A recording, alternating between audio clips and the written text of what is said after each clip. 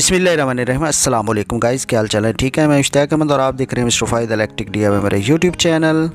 तो आज हम आपके साथ एक छोटा सा प्रोडक्ट है, यानी कि ये सुपर स्पीड कंप्रेसर है जो कि आप घर में गैस, जैसे कि सर्दियाँ हैं तो इसका प्रेशर जो गैस का काफ़ी लो हो जाता है तो उसको बढ़ाने के लिए यूज़ किया जाता है।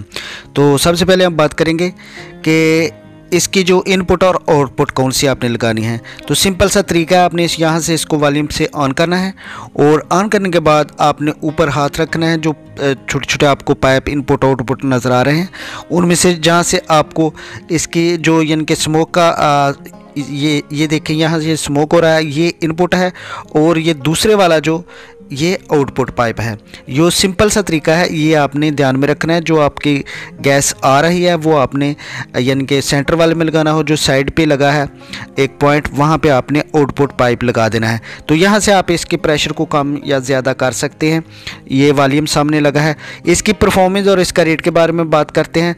तो इसके यानी कि कंजम्पशन कितनी है, बिजली की कितने वाट्स ये कंज्यूम करता है, ताकि आपको बिजली का भी नुकसान ना हो, ये भी इस पे बात करेंगे। यानी कि ये बिल्कुल एनर्जी सेवर है। तो मीटर पे आ गए हैं, तो सामने आप देख रहे हैं बिल्कुल 0 एम्पेयर है, यानी कि कोई भी इसका खर्चा नहीं है।